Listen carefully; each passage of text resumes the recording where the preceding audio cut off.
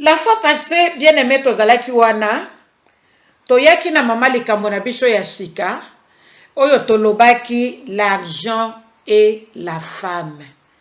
Tozolobela makambo mibale, tobandaki yango semaine passée, lelo tozongi nango par la grâce de Dieu, po toyeba kozwa, koyeba suite likambo oyo ekosuka ndenge nini. Tolobaki ke tozolobela mbongo, pe tozolobela mwasi. Mbongo na mwasi. Moyen tozongela lisusu o tolobaki la fois passée zate, parce que lelo toye na deuxième partie. Yo oyo landaki biso te, na ngolwa nzambe, lokolo zalaka na yo toujours, matoi branché, na radio na biso, pain du soir, okoyeba kolandaka rediffusion par la grâce de Dieu, pour koyeba ko récupérer, oyo yo rataki la fois passée, to oyo yo comprenaki malamu te. Tolobakango, soko dans la question, ne te gêne pas, ne t'embrouille même pas, mais Luka obenga. Luka obenga na question na yo, Luka okota en contact na biso, selon préoccupation na yo, selon question na yo, pe nzambo ya pesi biso musala, akoyeba kosunga, po o comprendre lisusu malamu. Po sa na biso eza ya kowela te, mais biso tolobaka na pain du soir, que po sa na biso ezali ke, bana na nzambe ba comprendre. Bato na nzambe ba comprendre. Que le peuple de Dieu soit enseigné, afin que Yesu ayeba kobetela biso tolo, pona koloba que nous sommes dans les bons et nous lui appartenons. Que le nom de Dieu soit loué, la femme et l'argent. La fois passée, tolobaki nde molimo santa kokaki komema biso na kolobela na likambo oyo. To soulignaki eloko moko ya très important pona kolobake, Bible ezo condamné mbongo te. Bible ezo condamné pe riche te. Mais Bible ezo condamné plutôt lolenge ya moto na tango ya zana mbongo. Lolenge moto azokoma. Makanisi ya moto, mayela moto, geste ya moto. Oyo ezopesa lisu nzambe lokumu te. Moto akomi komona ke amikoki parce kaza riche. À ce moment-là, mbongo ekomi danger. Ekomi danger parce que na moment wana, moto azomi yeba lisusu te. Qu'il a été créé et qu'il existe, il a un créateur qui est au-dessus de toutes les choses. Oya dana besoin na ye. Na moment wana, ezokoma mabe. C'est un danger imminent. Peuple de Dieu tosukaki na passage na biso ya Marc 10 verset 25. Et sika tolobaki boye. Ezali facile na chameau tope na mpunda na kokota tope na koleka na lidusu ya tonga. Ke moto ya zali riche to moto ya bozwi pona kokota na bokonzi ya nzambe. Et topesaki exemple ya homme riche na le pauvre Lazare. Tozoyeba. Moto abozwi. Lazare akelela malgré kalingaki ne nzambe. Lazare abela bapota. Sûrement ke bapota ngwe bimaki basolo na nzoto. Mazwi musala epa ya homme riche. Ami lobi. Nakendata. Comme ça na koboko la bibwele na ye. Tango amando pesa bango bilia. Na profitaka. Na profitaka. Ata na oyo ezokweya na senga na lokotaka pona vivre. Nzoka nda zoyeba te kaki milukela problème. Anyokwama na maboko ya papa oyo azalaki mozwi. Me yango te, pasi wana te, minyoko wana te, kolela wana te, nde kabolaki Lazare na nzambe. Lazare atikalaki fidèle na nzambe na ye. Lazare atikalaki kolobaki nzambe aza na bomoi. Lazare atikalaki ko confesser na monoko na ye que Nzambe nde le tout puissant.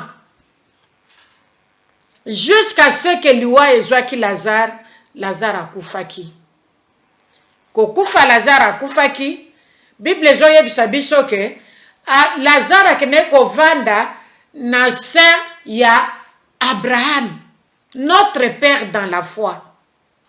Par contre, homme riche, oya mimona ki kaza riche awa na mokili, homme riche balobi ke ye akendeki tout droit na lifelo.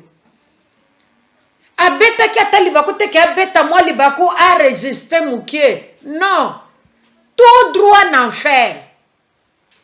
Par contre, l'homme Lazare, yake ina kati na mboka na kembo na tata. Bandeko, nazanga nanga nyonso mamo Kristu, me nazanga Yesu Kristu na bomo inangati. Nazanga nanga ono koko zanga na sena moyawa, me nazanga nanga bokonja likolo te, parce que nyonso koleka, me maloba na Nzambe kotika la pona libela. Lazare atingamaki. Alobi non, même ceux qui lelo na kufi, maintenant que de vivre dans l'éternité céleste de mon Père, celui qui m'a créé à sa ressemblance, celui qui voit mes souffrances, celui qui connaît mes douleurs, le seul qui peut me répondre favorablement. Tant que azali na position oyo azanango, azotika nga pe lo lenge nazali, je ne lâche pas, na tenir jusqu'à la fin pour que na mona gloire Nzambe na bomo inangai. Tala modèle, maman mo Christ akoki asengeli ko se comporter dans ce monde par rapport à l'argent. Tala modèle, maman mo Christ asengela yikampiko na mokilo ya se par rapport ya likambo yetali mbongo. Mbongo ekabolo na Nzambe te mama. Mbongo ekabola yo na Nzambe te. Mbongo emema yo na binzambi te. Mbongo emema yo na bikota kota te. Mbongo ebimisa yo libanda ya bolingo Nzambe azarango pona yo te. Exemple ya homme riche na Lazare. Que cette parole nous apporte la vie. Que cette parole nous apporte un plus. Que cette parole change notre façon de voir les choses. Que cette parole de l'homme riche et le pauvre Lazare nous amène dans la connaissance parfaite de notre Dieu. Et kozala sengo mingi pe kombo na Yesu Masia et koyeba kozwa lokumu. Non seulement kombo Yesu koyeba kozwa lokumu, mais kozala bénéfique pour na biso. L'homme riche tout droit en enfer. Par contre, le pauvre Lazare, direct na royaume céleste ya Nzambe, et si ka vie ezali pour l'éternité. Alléluia. Lelo tozo kota na verset mususu, Proverbe 23, verset 4 à 5. Na zongeli pona yo mutozo koma. Proverbe 23, verset 4 kino na 5. Ne te tourmente pas pour t'enrichir, car la richesse est un bien matériel et qui disparaîtra. Kotungisa te pona bozwi. Pamba te bozwi ezali bien matériel. Pe oyo ezali matériel ekosuka na kolimwa. Alléluia mama mo Kristo. Kotungisa te ke ngana zwa ba million, ngana somba mapango, ngana tonga ba flat na Congo, ngayina zala une dame d'affaires. Ezana ngoma bete. Mais kotungisa te, tungisama plutôt na Nzambe, tungisama na kolinga Nzambe, tungisama na koyeba Nzambe, tungisama na kosalela Nzambe. Josué alobi, moi et ma maison, nous servirons l'Éternel. Ngana Nzambe nanga mobimba, toko salela Nzambe. Mama yo salela kanani. Mama yozo salela nani. Ndeko mwasi ozo kanela ko salela nani. Ndengo vandi wano so bule. Oso zima kanise bele bele. Babule bele vandeli yo na mutu. Malgré que nano kabole yango na motote. Menzamba zo mona yo. Penzamba zo reproche yo na poko alelo. Parce que alingi yo. Alingi te yo salela makanisi wano zanango. Ba décision so zui. Ya kozwa 1000 musala. Pona nini, tu veux t'enrichir. Mais Proverbe 23, verset 4 à 5, lobby, ne te tourmente pas pour t'enrichir. Kotungi samate. Po yoko ma riche. Kotungi samate mamo Christou. Parce que richesse, ezali bien matériel. Oye koyeba na kosuka mokolo moko. Richesse comme mona bokonza nzambe te. Yama la Bible zo bana biso que toutes choses concourent au bien de ceux qui aiment Dieu. Tolobele wa histoire ya l'homme riche na pauvre Lazare. Les riches se préoccupaient de ses richesses. Il se battait sa poitrine pour na koloba ke naza riche. Oyo mutu pamba. Tala bapota na nzoto. Azo ya koluka ngai. Azo ye pa na ngai. Pona komandie. Pona koluka. Menga naza nango. Nazo lala nango. Nazo lamuka nango. Tata oyo riche. Abosana kike misolo na ye. Eko pesa ye nzela. Ya lobi kote. Tata oyo abosana kike misolo na ye. E yango tende komema ye na paradis celeste ya nzambe. Esika nzamba bongisi place pona moko na moko. Oya kondimela ye comme Seigneur et Sauveur. Oya kotika la fidèle na maloba na nzambe pona okende kokota. Jésus nous a précédés dans le royaume de son Père. Pona ko préparer une place pour chacun de nous. Pour chacune de nous, ba maman. Préoccupons-nous de Dieu. Préoccupons-nous de Dieu. Mettons un peu l'argent de côté. Mes sœurs, tous se préoccuper na nzambe. To linga kosale la nzambe na bandaku na biso. Nzamba bengi yo aide mosungi mama. Lelo mwasi a perdre rôle na ye ya kosunga mobali na ye. Mwasi a perdre rôle na ye ya kosunga bana. Mwasi a perdre rôle ya kosale la nzambe. Alobi basali na nzambe bazana nini yango. Ngana lingina somba avion, ngana lingina somba voiture, ezana ba chassis, ngana lingina sala boye, ngana lingina sala boye. Maman, Proverbe 23, 4 à 5. Ne te tourmente pas pour t'enrichir. Kotungi samate pour yokoma mozui. Nzamba lobi toute bénédiction vient d'en haut. Nzamba lobi, ma pamboli nyonso zo ute pa na nzambe mama. Ozana besoin na olo. Senga nzambe, mokeli na ola kopesa o. Ozana besoin ya palata. Senga nzambe mokonzi na palata. Akoyeba kopesa palata. Ozana besoin ya loko nini mama. Préoccupe-toi de Dieu. Zwa tan na yo mama. Yako zala mwasha mabondeli. Yako zala mwasha yo lingi nzambe. Pour que yo yeba kome malobiko na kati ya ndaku na yo. Bandeko na ngai. Ezana makambo ebele ezoleka na mokili awa na se na moi. Peuple de Dieu. Soki tozongi na se na makolo na nzambe te. Soki nga na yo. Tozongisi Yesu à la place qu'il lui faut te. Na bavi na biso to pe na bandaku na biso. Il nous sera impossible ya kokutana na Jésus elombe mobali. Lelo maman mo Christ alinga réussir un effort ne personnel. Maman mo Christ azo beta tangwa kenga inde nandaku nanga soki ngate mbele bana nanga bazotanga te mbele bana nanga bakoti poto te mbele bana na ngai ba réussir na vie te bazali o bazali parce que ngam mama na bango na yebi koluka mais nzambe alobi na biso mama koluka na yo na ntango ezo remplacer nzambe na ntango ezozwa place ya elombe nzambe ekozala lisusu bénéfique ata na eloko moko te. À ce moment-là yo kozala lokola l'homme riche oyo azalaki na pauvre Lazare. Tango akufi Bible elobi ki ake na enfer, tout droit na enfer, abetaki ata libaku mokie te pour a résister azwa temps ya kosala quelque chose ici c'était possible.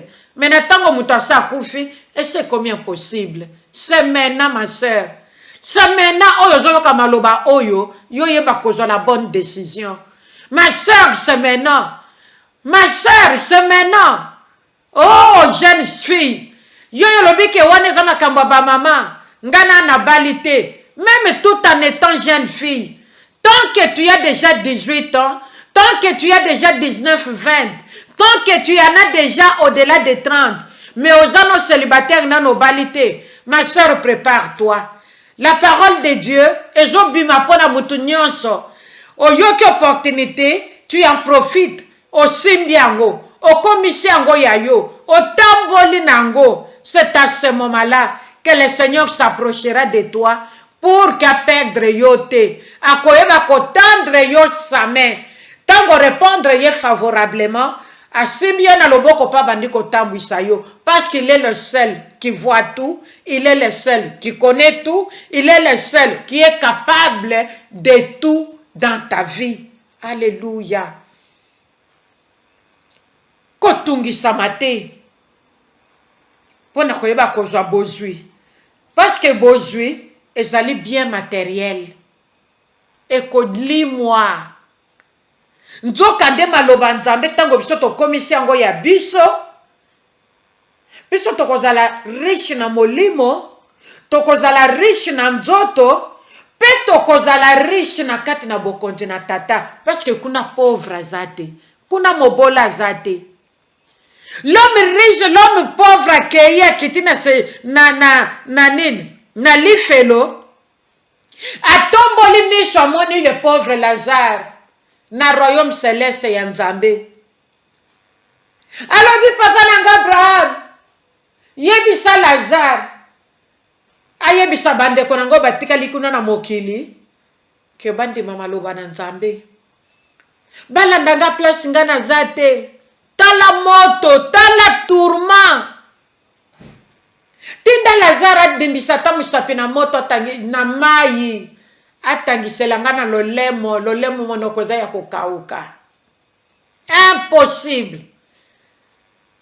Na tango mutu asalongo na sena moyo yo bandeko na ngai ya basi. Il y a plus de contact. Il y a plus de collaboration. Impossible yake Lazare dinisata musapina mai atangisele na munoko. Abraham alobi na yo lobi bandeko na yo bazana basali ya Nzambe kuna sika bazali. C'est à eux ya koyokela bango. Mamo Kristo yo oyokela kanani. Mamo Kristo yo talela kanani. Tango emission na biso zoleka ndenge zoleka boyolo bicheleka. Tango ezoleka ndenge ezoleka boye yo kati olobinga na kena na cuisine esengeli na servir l'heure oyo il est déjà 20 heures même bandeko na biso ya Angleterre bakomi na 19 heures nde l'heure aboye olobi mwasi wana makamna lobaka esepelisaka ngata mukete okena yo okolala olobi non j'ai beaucoup travaillé la journée na kena nga kolala. Maman, c'est bon. Parce que le Seigneur t'accorde encore cette grâce de respirer, d'être en bonne santé. Mama tuna Lazare, tango abelaki, tango akutanaki na minyoko. Atenaki bona Nzambe na ye po ayebaki ke Nzambe ko décevoir yete. Ayebaki ke lobiko na yezali na kati na kombo na Yesu. Mais na tango yo do chola maloba na Nzambe, tango zo telemela maloba na Nzambe. Tango lobi ke no ngana zana posa na makambo wana te nzamba sa pesa nga na koka pona mona batu balobi batu balukaka nzambe baza batu bakelela nga naza bien nakende luka nzambe ndenini batu balukaka nzambe baza basi oyo baza na besoin mabala me nga na si na bala j'ai vu de femme ma sœur yango te to mikosa te nzambe akotikala nzambe pe mutu akotikala moto. C'est à nous de retourner. Eza de biso tozonge pa na nzambe. Nzambe sa yake pa na biso. Abongisi po na biso. Azongisi biso bomoko na tata. Mais kino lelo tozokota toujours na kati na rébellion. Nzambe atindi bato. Basakoli. Atindi basali. Basina mibali. Oyo bazoya kolobela biso de la part de Dieu.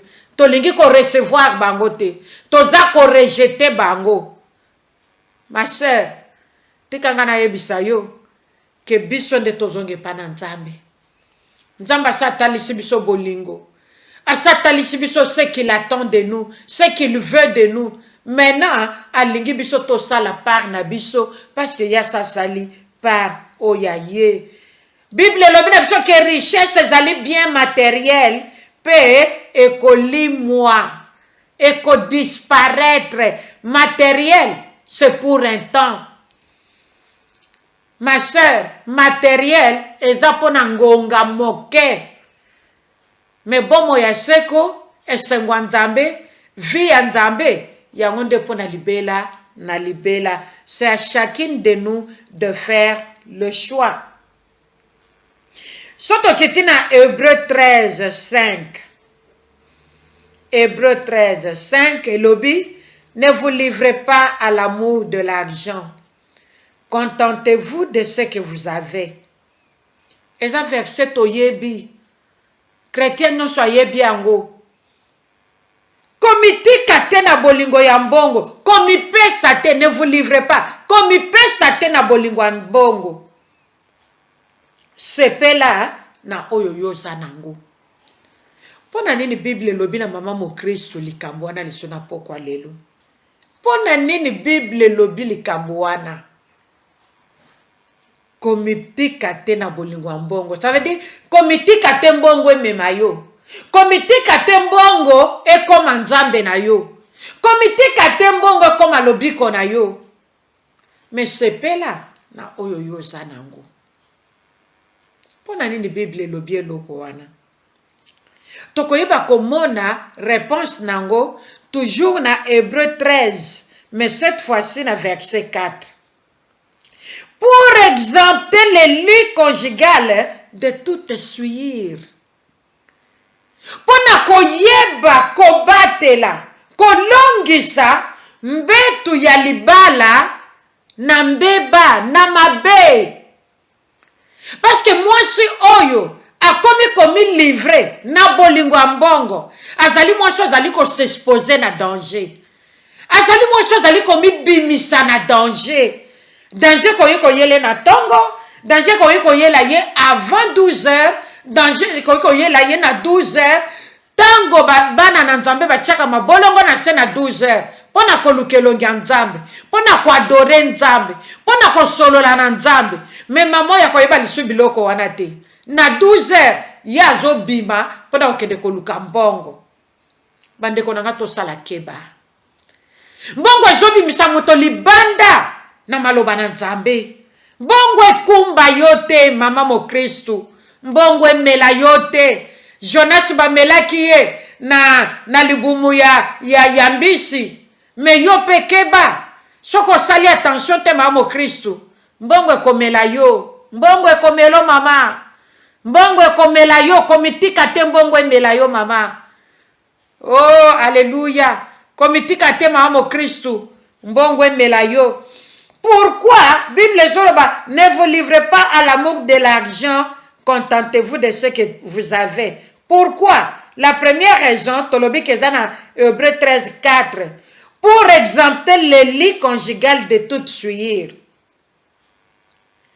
Par là, tozomona, par l'amour de l'argent, tope nanzela ya bolingo ya mbongo, moi si akoki ko commettre adultère. mwasi akoki bima libanda ya libala na ye, mwasi akoki kokende komipesa na kindumba ekolobela nango ye eloko moko te, parce que ye sa vise mbongo, nakende nazwa mbongo. Mon mari n'a rien, il a des moyens limités, mais mobali wana ndenge na monaka ye du 1er janvier au 31 décembre achangeaka toujours mituka. Ça veut dire qu'aza nango azolale lango, ça veut dire que ye oh na mon yende final. D'ailleurs lokola mobali nanga za na ba moyen limité, na bando lambela mobali nanga kitoko, na bando lambela mikonyonso pepe supu ya ngola mobesu, lokola linga kango ayebi ke awa na poto ça coûte cher, mbongo pesa kangeza combien tikana kende comme ça na aveugle ye na kolambela kaye liboke ya ngolo. Lokola linga kango aokota na vie privée nangate, lokola linga kango aolanda makamu nangate, ako contrôler ngate, ako tikela nga liberté na sala ndenge na lingi, l'essentiel na sala la kaye liboke ya ngolo ya mayi. Mama mo Kristu, tala mbongo eza mabe. Mama sepela na bojo nzamba pesi yo, sepela na oya pesi mobali na yo. Na tango yo komi na bolingo mbongo vandisi yango na place ya Yesu. Yesu yo yambaka mama. Lelo atriste ye. Aza wana nega lobaki na biso. Ako bima lisu te. Ako kendene lisusu epai te. Parce que yo benga ye deja. Opesa ye deja vi na yo. Mais ozo nyokola ye na ba vi mabe. Mwa yo yoka lisu mongonga nzambe zate. Moye oto salisusu na maloba na nzambe ndenge ezobima boye zate. Moyo salela lisusu nzambe ndenge ozalaki kosalela ye na bikeke wana eza nango lisu te. Pona nini okamati bolingo ya nzambe, bolingo ya mbongo o remplacer na bolingo na nzambe. Mena bolingo ya mbongo ezo contrôler yo. Oyebi lisu ko se ressaisir te. Crainte ya nzambe longwe parce que yo kamati bolingo ya mbongo okotisi na motema na yo. Mama oza wapi? Mama mo Kristu ozali wapi? Yesu lo bolingo yo lingelaka Yesu. Yango za nango lelo. To yo kamati bolingo ya mbongo otie na première position, Yesu azongi sima. Maman, laisse-moi te dire, on ne peut pas servir deux maîtres à la fois. Et la Bible nous dit quelque part, ne vous y trompez pas, on ne se moque pas de Dieu. L'homme moissonnera ce qu'il aura semé. Maman mo Kristu komiko sate. Baseka kanzambe te. Bachola kanzambe te, bamona kanzambe yuma te, bakomisa kanzambe moto te. Mais tope sanzambe place na ye. Mutu akobuka kaka oyo ya koni. Mama soko buki, soko koni nzeta kokoti, okolia kaka kokoti, oko rekolte kaka kokoti. Soko loni nzeta ya mbila, oko rekolte kaka mbila. Soko loni pondu, oko rekolte ka pondu. Soko chenzete ya kauchu, pondu no yoko dala ya kauchu. Soko chenzete ya Congo, pondu no yoko dala ya Congo. Ne t'attends pas que lokola na loni pondu ya Congo, ngana kobuka kauchu. Non. Non ma sœur. Tomikosa te. On ne se moque pas de Dieu. L'homme moissonnera ce qu'il aura semé. Lelo mamo Kristu yozolo na nini nandaku na yo. Lelo zolo na nini maloba na nzambe oyo eza bomo ya seko to yozolo na mbongo. To yozolo na mbongo mama.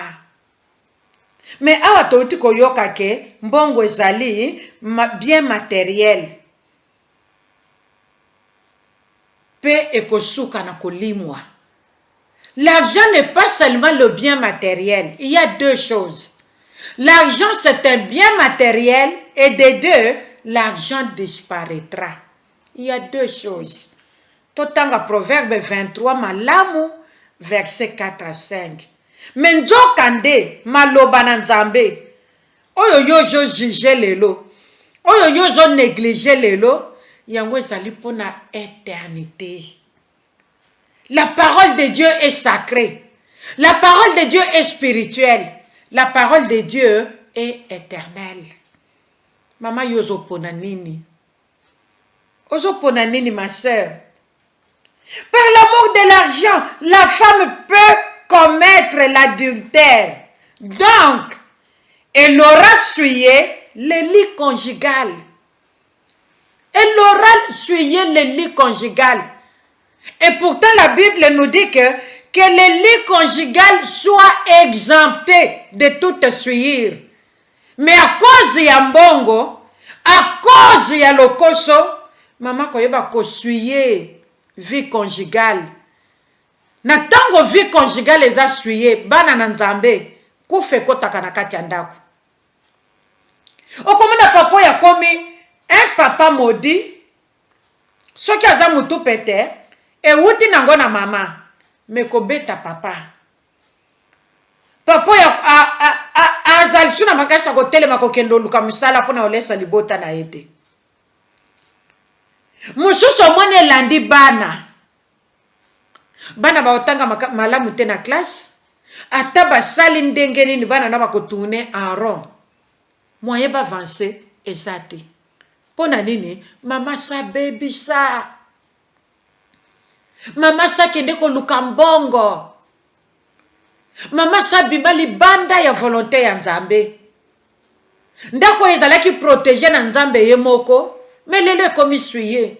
Na tango ekomi souillé, moyen nzambe a protéger yango ezate, moyen nzambe a contrôler yango ezate, ekomi ennemi le diable. Oyo aza wana, azo rode, azo boma, azo bebisa. Mais maman yazo kanga motema pona ko continuer na ko sala oyo ya moniki eza malamu pona ko sala à cause ya bolingo, ya mbongo, oyo ezali bien matériel, pe oyo koleka un jour. Okomona na kati na bolingo ya mbongo, jeune fille, ake pe kopesa nzoto na ye, ake koteka nzoto na ye, pona koluka relation sexuelle na un papa, peut-être plus âgé que son père. Bandeko na ngai. Lelo ba jeune fille bazo telengana okitio mati awa climat bongi nango ekomi tokomo kende tozo pusana na été par la grâce de Dieu dans 2 mois toko sepela c'est l'été, le bon temps, c'est le soleil qui brille. Yoko luka mwasi obala pendant l'été okoboya nani. Okomona mwasi oya meli produit ya komela soki ba melaka amikomi sur lokola mondele dans une semaine loposo moto échangé a commis une blanche tala kabeo tikuna oh mama tikana yebiso ke komi démodé modèle biso bana na nzambe de tozala ba modéliste. Mais lelo nazomona soi-disant bana na nzambe bazola mukana retard bazo situka na mode akotia kabeyo na mutu koleka même bango moko bakolo suki naturel kabeyo ekomi tina na loketo ndenge na uti koloba mwa mafuta pakoli soki ameli soki pa ya tongoli bolimbisanga soki pa asali yango ndenge nini a changé couleur dans 2 jours. Okomona mususu a gardé kaka pona ye naturel. Mais tala oh moyen na lobezate ete yaka na makambo. Siko bango nyonso wana baza na kati ya crainte nzambe te. Bazo kende ko luka. Bazo kende ko bwaka banzondo na bango. bazokende bwaka bafile na bango po bayeba kobenda mibali na lolenge ya basi ekolo moko tango tozalaka bana mike. Mais je crois que grâce au nzambe asopi na mokili na ye, même basi ya bikolo wana batika bavi wana, parce que lelo bato nyonso bazongi epa na Yesu Kristu. Jeune fille la muka koloba teke mate yo etalinga te ponga na za jeune fille. Ok, de kolinga papa plus âgé que ton père à cause de l'argent. Ma fille, ndeko mwasi, vanda kimia, zela tan ya nzambe mama, zela tan ya nzambe. Tikela nzambe place ne ya bokonji na vie na yo. Tikela nzambe contrôler yo, tikela nzambe tambwisa yo, alingi yo mingi. Dieu t'aime. Voilà pourquoi ba mama, nzamba zoye la biso mate ya boye. Mate ya boye yo kango libanda te. Eza na bato nzamba sali apesi ngolu ya kolobela kama kamwa boye. Pona mama moko avandisama. Totele mitango mulayi ba mama. Nzamba lingi mamo Kristu avanda. Nzamba lingi mamo Kristu atala ya kovanda. Mama totele mitango mulayi. Vi mulayi toza ya kotele mama. To luki ne fok na biso personnel. Mais oye komi temps ya kosale la nzambe. Oye komi temps ya kolinga nzambe. Temps ya kozonga na makolo na nzambe. Parce que kala mingi te azoya pona koya kozwa église na ye. Bible lobika koya lokola moyibi. Yesu nzambe, ye moko ayebi mokolo te, ayebi ngonga te. Tout ce que Dieu connaît, Jésus-Christ connaît, qu'il reviendra chercher son église. Bongo soki Yesu ayebi mokolo te, ayebi tango te. Kaka yo, oyo za créature. Ndenzamba koyebisa ke na koya na 2022, na mois tel, jour tel, na heure tel. Comme ça, il va se préparer. Non, bah maman, ne nous faisons pas d'illusions. Nous devons nous préparer na baboma ya boye. Tango ezobi maboye, yo zozonga na sama kolanzambe, ozono bandi yo. Oh Seigneur na yeba kite. Oh Yesu ndoka ne makamango za la kaboye, sunga vina ngai, pe vandisa ngai na sena makolo na yo. Esika lobiko ezali ya nzoto pe ya molimo. Dieu est bon. Okendo mwana ndenge tolobi mwana mwasi ake kolinga papa mokolo lemsu mama mo Kristu. Oh mwana une femme de 40 ans, d'une trentaine d'années azokende kosamurache na un papa ya 70 ans. Parce que papa n'a pas bien. Non. C'est pas ça le mariage. C'est pas ça l'amour. Tu ozo kende, yo moko yobi ke na landi ye po azana bien. Po aza apambolama, ngana lingi bongo. Tu n'as même pas le temps de prier le Seigneur. T'as la place béré rebelle kotaka. 2 jours, 1 mois, une année dans le mariage, ba problème est bandi. Bozo yo kanalisi ute. Okomi ke yo komi oza plus âgé que nangai. Bade koma si toto ko sala biloko asoni. Nde komoko papa moko abengi ngai. Il y a au moins 2 mois passés. Alors binanga mama.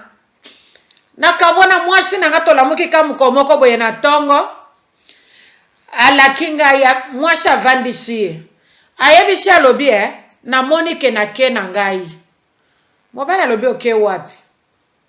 Mokolongo mobali asala kitata kina ndako. Ok wapi? Ozokende wenze lelo pe to dana programme n'église te. Te na lobi ke na kena ngoto comprendre te. Na kena ngana moni ke ngana yo to suka ni awa. Mobali atuni il y a un problème.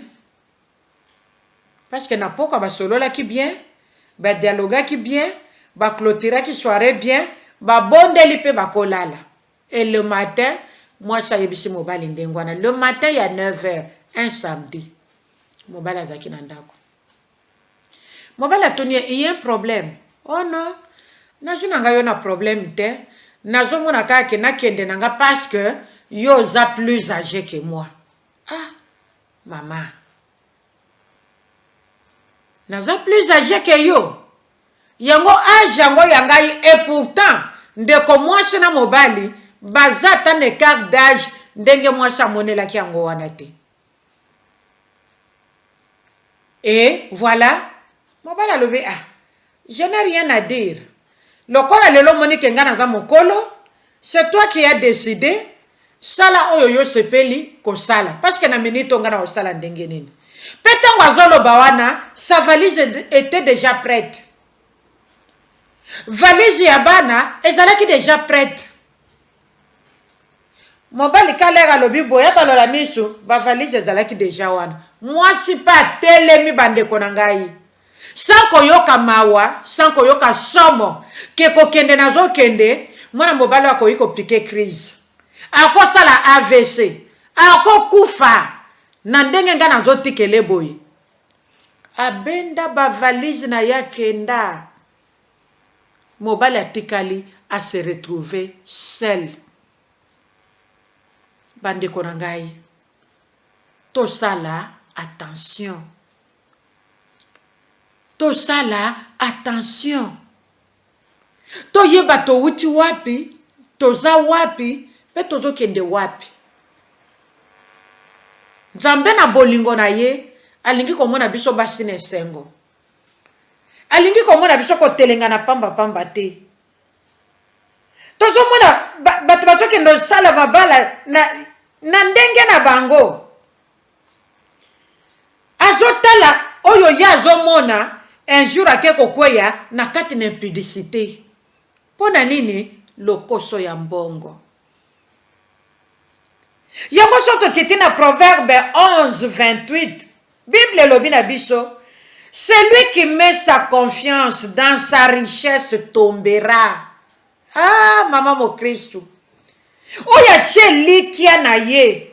Oya tche confiance na ye total. Na bozwi na ye. Akokoya ka un jour.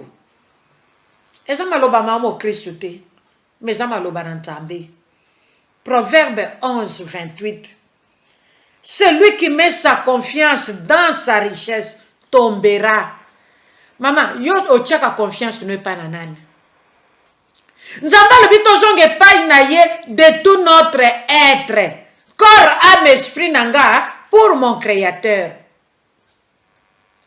Est-ce que yo ya epa na Nzambe de tout ton être?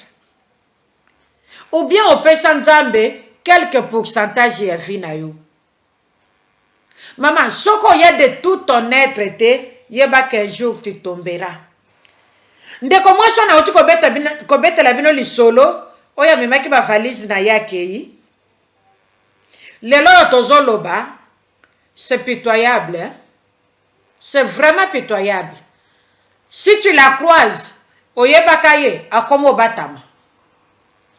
Abebi, abeteli. Moyo kutuna lo bezate. Mama ekomelote. Libonde linanga ekomela yote. Tingama na Nzamba aza bien. Tingama ne lombe mobali aza bien. Yebisa ye posa motema na yo. Yebisa ye oyo zozela ya sala. Talisa ye désir na yo. Kobombela ye lokote. Il est un Dieu vivant. Il est un Dieu merveilleux. Il est un Dieu qui peut tout. Maman sala ye confiance totale. Soko sali confiance na richesse na yo yeba kenjuro kokoyaka. Pona nini? Mbongo ezali source ya divorce. Alléluia. Pona nini yo kokoyaka? Parce que mbongo ezali source ya divorce. Mbongo ezali source ya suicide. Komi boma. Na tango yo tchelike na mbongo. O tchelike na mbongo. O tchelike na mbongo.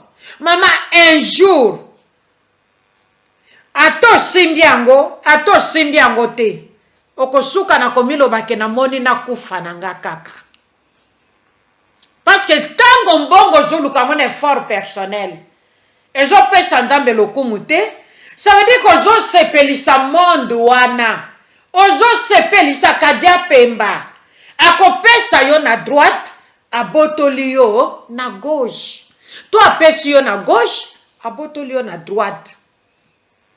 L'argent, source ya suicide. L'argent, source ya conflits conjugaux. Oui. Bamatata ebele koti na ba couple. Tango ozaki na bino na ba moyen selon Nzambe. Bozalaki bien. Mais banda bokoma koluka. 1000 emplois. Banda bokoma koluka. Lelo tala ba problème evandeli bino na kati ya ndako. Incapable ya ko contrôler bana. Bana ba considéraka bino lisute. Respect ya ba parents ezalaka nango lisute. Eloko malonga oyo bino bokokotalela na bana na bino lelo actuellement ezate. Pona nini bino bozwaki Nzambe na bino mosusu. Mbongo tokobenga ka argent. Eloko bato ebele badokufela. Mamo Kristo yo kokufa te. Soki ebele bakufi me yo tikala po yo za ya Nzambe. Libondeli na ngai yangwana na kombo na Yesu Kristo. Mbongo eza mabe. Mamo Kristo mbongo eza mabe. Nazwa mbongo ndenge Nzambe alingeli. Me oyo ya koluka nanga moko dela ya pensée ya Nzambe eza nango mabe. Pona nini nalobi bongo? Il y a des couples, il y a des femmes. Nazolobela mwasi. Soki mobali na ye apesi ye mbongo te, akosangisa nzoto na mobali nete. Ata mobali abondeli ye. Ata mobali afukameli ye. Maman, pardon. Aide-moi. Je n'en peux pas. Nakomi na suka, sungangai. Mobali ya bali ye. Mama na kokanga makolo. Mama na kolingate. Akotia sizo na mobalo ya bali ye. Pona nini mobali adana mbongo te. Okoyoka pazo yebisa Yesu courage. Ah mamo Kristo. No tozala na courage na bonzambe. Mena makambo mokili te na makambo satana te ba mama. Okomona pazo courage alobi nini? Ozo senga nga po zoyo ka soni te na peso nzoto na ngai. Pesanga 100 euro. Soko pesinga ka 100 euro na minute oyo na pesi yo nzoto na ngai. Bandeko basi. To wuti wapi, tozo kende wapi. Nzoto na yo eza sacré po na Nzambe. Nzoto na yo eza ya mobali na yo. Tu n'es qu'une simple gérante. Tu gères pour ton mari. Mais lelo zoyebisa mobali na yo ke soko pesinga 100 euro te. Soko pesinga 50 te. Azala motema malamu asenga yo moins de 50, moins de 100. Na koyoka masolo, na koyoka ba partage ya ba vie ya bandeko ebele, eta kaka suka 100. Pesanga boye, pona zana posa yeloko tel. Eloko wana eza autant. 50 te, kosimanga kutu te, tikala kuna na 50 na yo. 50 pesa bana, bake no somba kechi. Pesa bana, bake no kosomba soki eloko nini. Ngate. Mama nzoto no komo tekela mobali na yo. Wana Bible nini ete yo makambo wana. Mama nzoto no ekomi marchandise. À vendre. Ekomi marchandise mama. Nzoto na yo elongwe temple. Ya molimo santo na Nzambe. Mais komi marchandise à vendre. Teba mama. Makambo esala biso pasi. Peto yo bakozonge pa na Nzambe. Soko yebene na ndeko moko avivaka boye ma sœur. Ko bomba likambo yo moko te. Luka ndeko. Partage na ye makambo yo. Nzamba lola kokanisela yo. Okomisi nzoto no marchandise. Soki 100 euro ezate na kopesa te. Mobali pa kamati abimisi apesi po alingine kokende libanda te. Alingine ko bima libanda makambo Nzambe te. Alingine ko bebe na tata Nzambe te. Na mokuse soki adana ngo azoka kapesi. E yo sone te à ce moment-là opesi epe. Eh ba maman. Ayons froid aux yeux. Craignons le Seigneur. Ayons froid aux yeux. Maman Christ aza mwasi oyo. na yebite na qualifier ye ndenge nini. Moi c'est makambo malamu au-delà ya makambo malamu. Mais tango makambo boyezo salema mama Kristo atikali azo beta misu lokola soso ba melisema ya pilipili. Amone ngo keza normal. Non ba mama.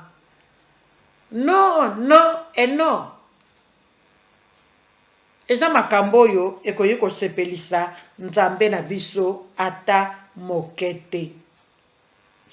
Na Proverbe 28-22, Bible lobi, un homme envieux a hâte de s'enrichir et il ne sait pas que la 17 viendra sur lui. Metika ngana yebisa biso ke mwasi ya lokoso alingaka kozwa na mbangu na tamukie bamona ngake na zui bamona ke na lataka bamona ke na koka bamona ke ndaku nange vanda bamona ke na ta mwasi ya poto bamona mwasi ya ba désir. Une femme envieuse alingaka à s'enrichir na 2 minutes. Alala la muki vie na ye changer. Mais biso to dabana na nzambe. Dieu est capable de changer nos vies dans une journée, dans une demi-journée, dans moins de 24 heures, dans quelques minutes. Il est souverain. Mais à la posa na bisote. Ba posa bilulela. Et comme maman mo Christo na koluka richesse ya vite fait. Pe okobosa na to okoyeba teke bokauki ekoya likolo na yo. Parce que na tango luki yango ebele tozo na exemple ya batamokili yao. Batamokili ba luka mbongo na ndenge na bango. Badzwa pe mekenda kaka prrr. On dirait milingi alikaya. Bazanga na lipakolia ngana mona ba riche kokufa ba pauvre na mona ezama loba na nzambe esengele kokisama yango na tozolo belango pour que mama ikomela yote. Conseil na kopesa na Proverbe 28-32 kozala mwasi ya bilulela te. Bilulela ekomemo nulle part. Par contre, bilulela ekobimisa yo na nzela ya lobiko oyo ezali Yesu Kristo. Conseil nanga na nyonso tolobeli pendant 2 semaines, mama mo Kristo, zalaka na plan ya dépense. Zalaka na mwa carnet na yo komaka mama. Toteya makambo yo toteya. Zala na mwa carnet na yo. Avoir un plan de dépenses. Oyeba ko respecter budget na yo. Ne gaspille pas tes ressources à cause de mauvaises habitudes. Kozala mwasi ya gaspillage te bisombela tango ozana na bilulela okozala pe mwasi ya bisombela. Okendo somba na biloko misusu 1000 fois. Mukolo pandi ba garde-robe.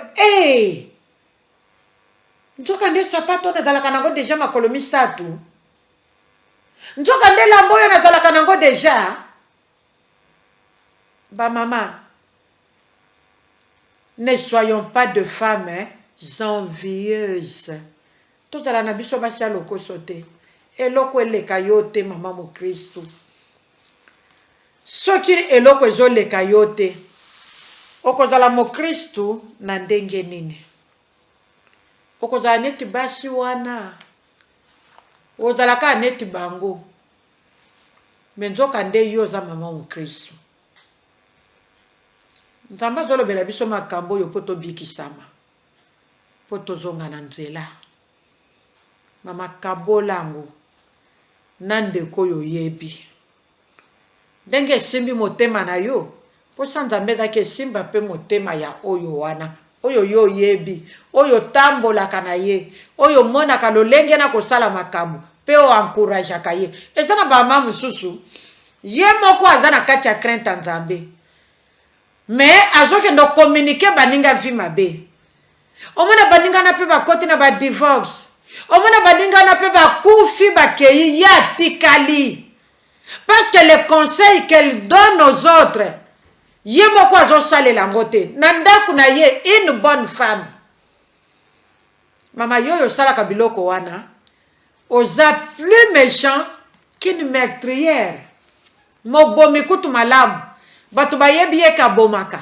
me yo batamaka ozaka na poso ya koyi omibimisaka meme me yebake liboso ya nzambe okotikala kobatama te même soko oke dans la forêt nzambe akomona yo même soko ye oke dans la profondeur de la mer mama nzambe akomona yo l'argent et la femme